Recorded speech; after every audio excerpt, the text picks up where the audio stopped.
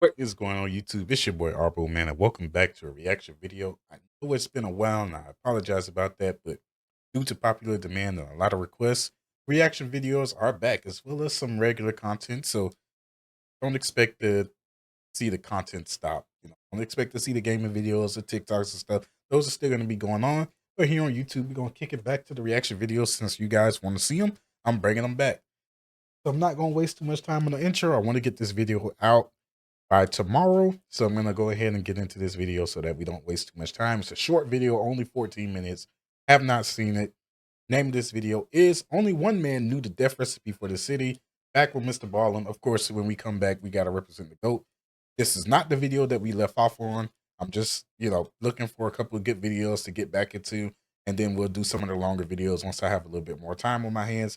But for now, this is a nice short video for us to get back on the right track with. So with that being said, I love you guys. God bless. Hope you guys enjoy the video. Let's get into it. One evening in November of 2016, a professor was sitting outside in his backyard during a torrential thunderstorm. The sky was black, rain and hail were falling everywhere, and all around him, all he could hear were countless sirens. The city was in the middle of a full-scale disaster. But this professor was not actually shocked, because the day before, he had predicted this, and he had tried to warn people, but his warning had not worked. And now, people were dying in the exact way he knew they would.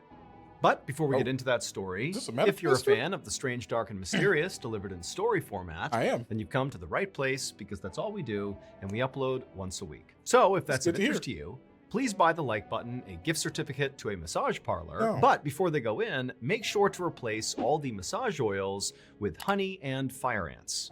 Also, please subscribe to our channel and turn on all notifications so you don't miss any of our weekly uploads. Okay, let's get into today's story.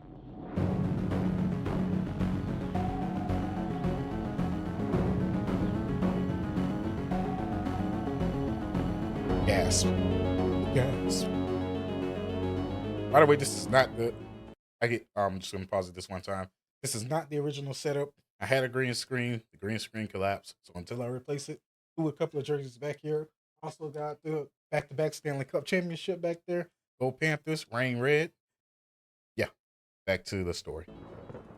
At 5:30 p.m. on November 2016, Jodie Santoro, who was a 21-year-old mother in Melbourne, Australia, woke up to the sound of her 4-month-old son crying. Outside, there was this horrible thunderstorm going on. All this rain and hail were pelting the roof, and the wind was so strong that all the windows in the house were rattling. Jodie reached over and grabbed her phone on the nightstand and checked the time, and she saw right away that she had overslept. However, it had been a really hot day that day, and she was so drained from the heat and also taking care of a 4-month-old that she wasn't really surprised she had overslept. But as the sound of her son's cries intensified, Jodie knew, no matter how tired she was, she needed to get up and go tend to him. But the instant her legs swung off the bed and she actually tried to stand up, she knew something was wrong, and it had nothing to do with being tired.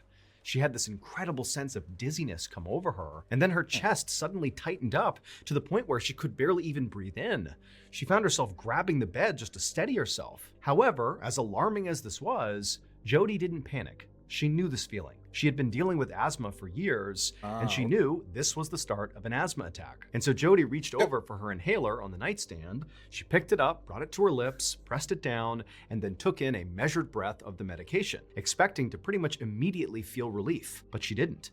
The inhaler wasn't working. Jodie again pressed down the inhaler harder this time and took a bigger breath in, hoping that a bit more medication might do the trick.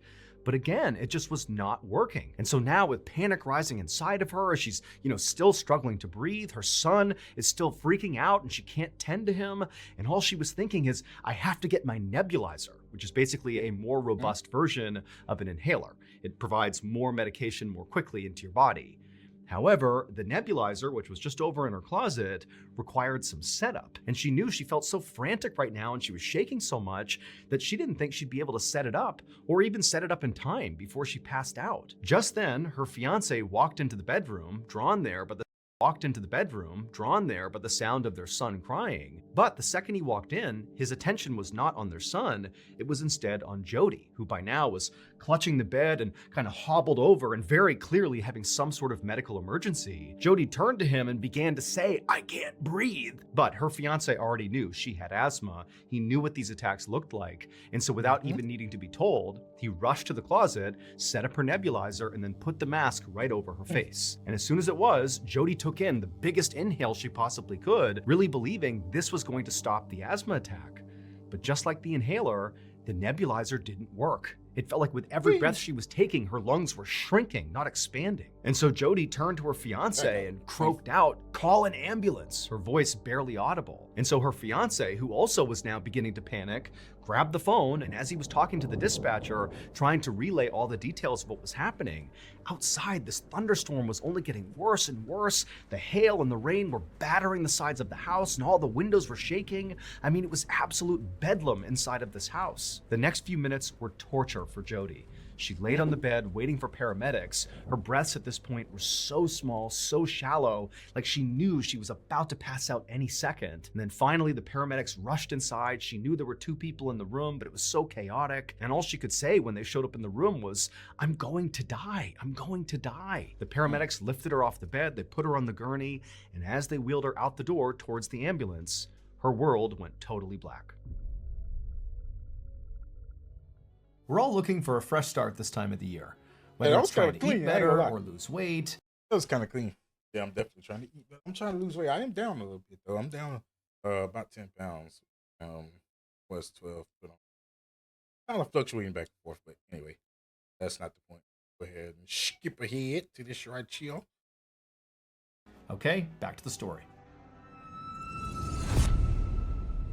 Oh man, them asthma attacks ain't nothing to play with for sure. The paramedics rushed Jodie to Sunshine Hospital, and on the way, they tried to stabilize her by squeezing these oxygen bags, forcing oxygen into Jodie's lungs. And as they were doing that, Jodie's fiance was following the ambulance right behind, white-knuckling the steering wheel, praying his fiance was going to survive this asthma attack. When the ambulance finally arrived at Sunshine Hospital, the emergency room was mayhem. Paramedics quickly wheeled Jodie in on her gurney, shouting out her vital signs to the doctors waiting near the door. Her fiance, meanwhile, watched helplessly as the medical staff surrounded her and inserted IV lines, hooked up monitors, and began intubating her to force even more oxygen into her lungs. But fortunately, this rapid medical intervention, once Jodie got to the hospital, appeared to work, because not long after getting there, Jodie did begin to stabilize, not enough to suggest that she was actually all better, but her condition basically began to improve. However, the moment she began to improve, instead of the medical team, talking to her and figuring out what happened and making sure she really was on a path to recovery here, instead, the medical team literally ran out of her room, back out to the front of the ER, because by this point, the Sunshine Hospital ER was overflowing with patients. There were all these people in the waiting room and also outside, and basically everybody had the same symptoms as Jodie. They couldn't breathe. There were people slumped on the ground against the wall, screaming for help. I mean, the medical team was totally overwhelmed. And on top of that, there were ambulances literally lined up around the block waiting to drop off patients. They probably was like, "Oh, she can breathe. You good? You good? Okay, bye." And they just hit it. That's great. Dude, hey, that medical industry ain't no joke, boy. You gotta, because when things like this happen, it is stressful. There wasn't any more space. But nonetheless, doctors and nurses and the medical team at the hospital worked furiously, moving from one patient to the next, sometimes in an exam room, sometimes out in the waiting room, sometimes outside. It's wherever the patients were. But the weird thing is all these people, they had the same symptoms, these severe asthma attacks.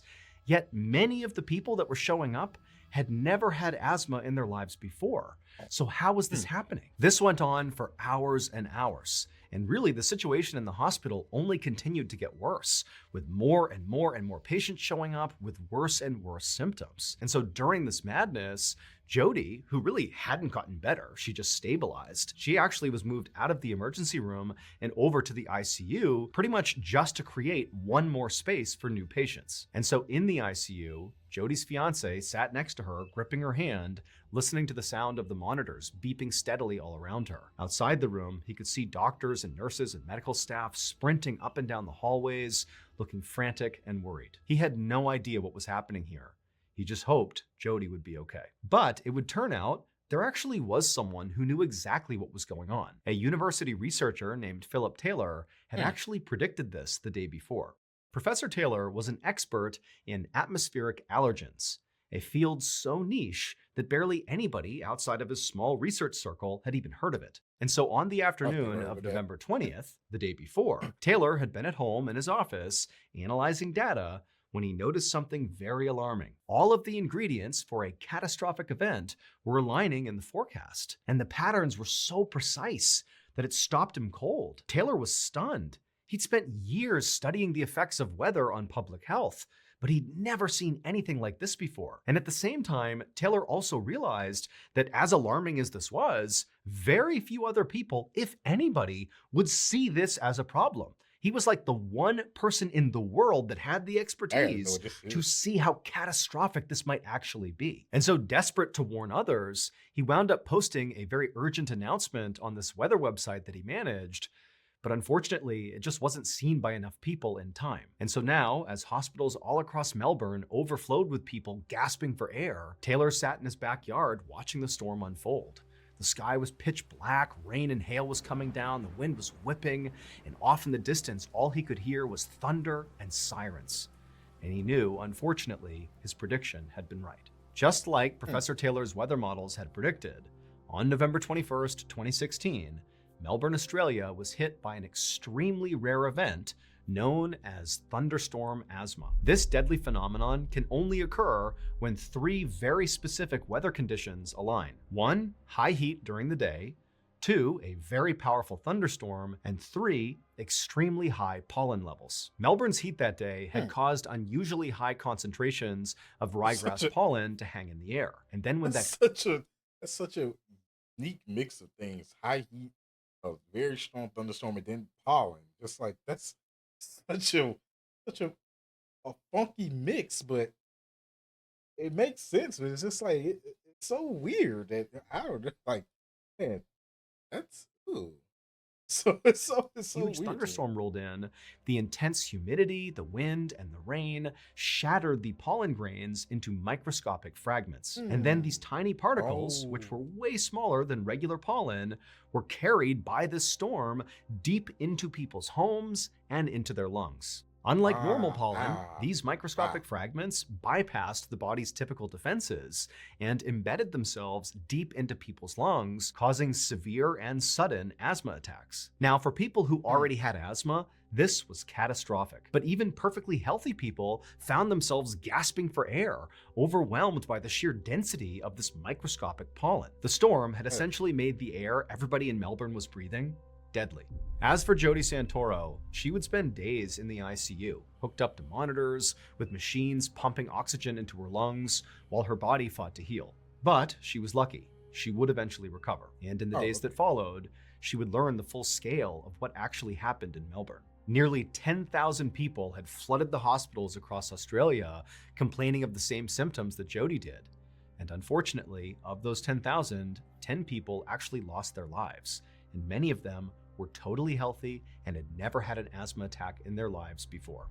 For Jodie, despite surviving this ordeal, the awful memory of what happened on that night will forever be on her mind. She is now all too aware of how fragile life can be and how quickly things can change. Jeez, I'm gonna play you a clip. the only good thing about that is at least it was only 10.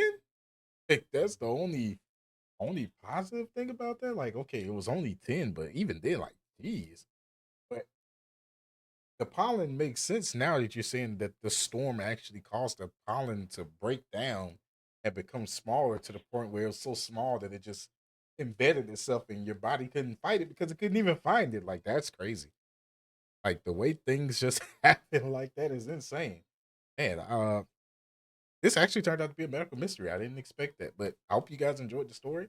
God bless. I love y'all, and I will see y'all in the next video. Until then, peace.